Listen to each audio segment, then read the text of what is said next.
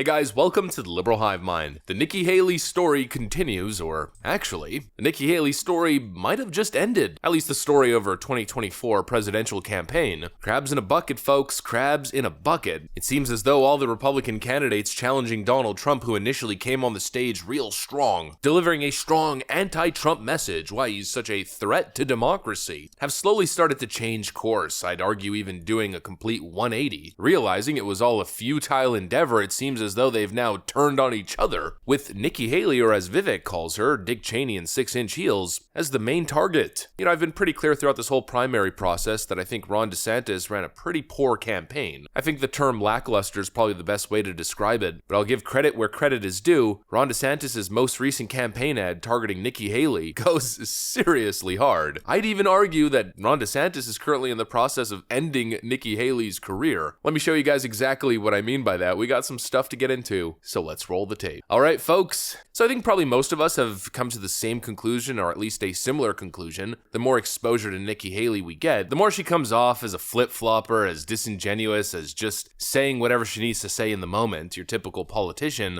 Well, it seems as though Ron DeSantis feels the exact same way. He just released this scathing ad. You are a flip-flopper on the Donald Trump issue. You're basically the new John Kerry. I would not run if President Trump ran. I'm Nikki Haley, and I'm running for president. Criticizing her former boss, telling Politico in an extensive new piece, quote, "I don't think he's going to be in the picture.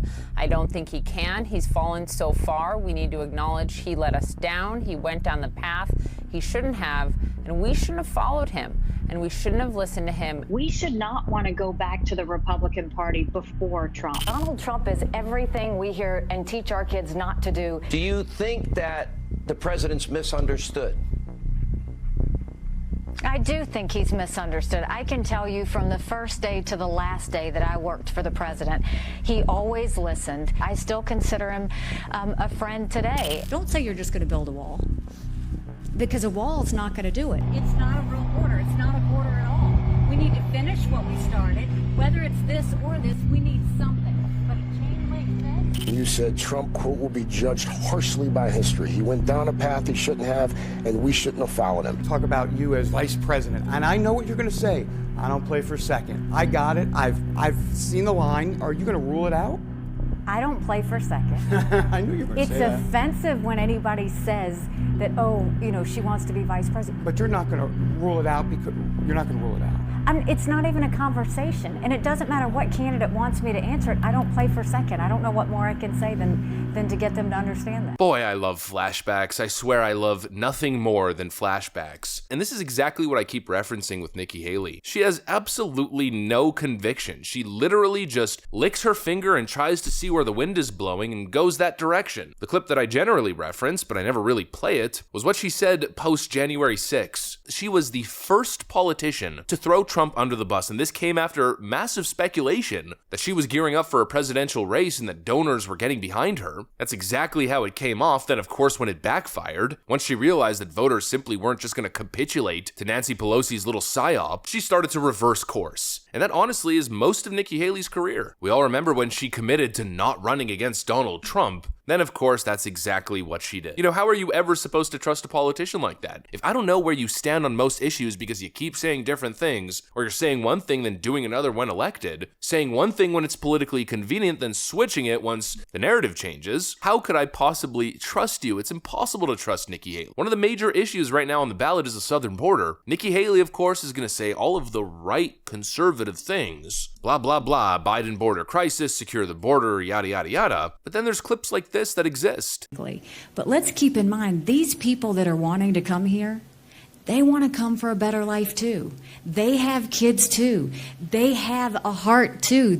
So we don't need to be disrespectful. We don't need to talk about them as criminals. They're not. They're families that want a better life, and they're desperate to get here. They probably should have included that clip in the Ron DeSantis ad. Nikki Haley claims that it's inappropriate to call illegal immigrants criminals. Really? Because I'm pretty sure it's in the name illegal immigrant. You know, the word illegal seems for some reason synonymous with the word criminal. When your first act as you cross over into another nation is illegal, you are by definition a criminal. She then, of course, channels her inner Hillary Clinton Clinton, her inner Alexandria Ocasio-Cortez, and promotes the Koch brothers message. And so once again, it brings us back to the exact same point. How can anybody possibly vote for her expecting ideological and policy consistency? Obviously not gonna happen. She'll talk the game, she'll talk a good game, but then when push comes to shove, she's gonna be your typical globalist puppet. That's exactly who Nikki Haley is. And that Ron DeSantis campaign really put it all into perspective. In fact, Ron DeSantis has been going on an absolute tear going after Nikki Haley. Some of his rhetoric, I think, is really dead on. It's spot on.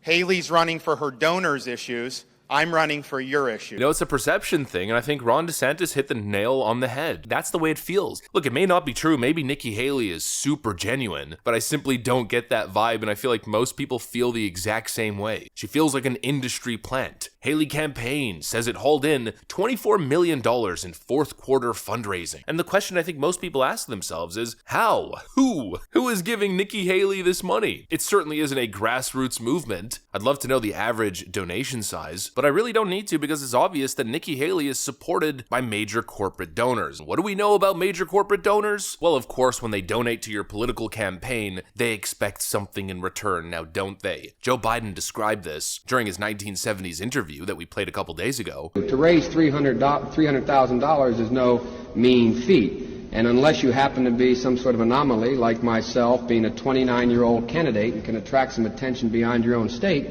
it's very difficult to raise that money from a large group of people. I'm a 29-year-old oddball. The only reason I was able to raise the money is I was able to have a national constituency to run for office.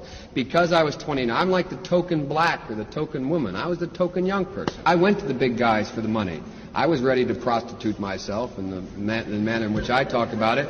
But what happened was they said, come back when you're 40, son. And so, of course, the concern with Nikki Haley is, who exactly is backing her? Here are the billionaires backing Nikki Haley as a Trump alternative. LinkedIn's Reid Hoffman, Charles Koch, and more. LinkedIn's Reid Hoffman is a vehement anti-Trump Democrat, the same Democrat who had to apologize after funding a group that allegedly spread misinformation in an Alabama Senate race. The same Reid Hoffman funding E. Jean Carroll's case against Donald Trump. Now we're supposed to believe that Nikki Haley is going to be a MAGA ally. If elected president, give me a break. And then, of course, Charles Koch. The same Koch brothers who want open borders and amnesty so they can keep importing cheap labor. Not exactly confidence-inspiring if you're interested in having a secure southern border. And also really add some context to the clip that I played earlier now, doesn't it? Very simply, Nikki Haley can't be trusted. She's not a grassroots politician. There's no grassroots movement behind her. She's clearly inauthentic. She's an industry plant. And Ron DeSantis' fiery ad might have just ended her campaign. Anyways, that's what I got for you guys. Hopefully you enjoyed this video. If you did, make sure to leave a like and possibly subscribe to the channel. Thanks for watching, and I'll see you on the next one.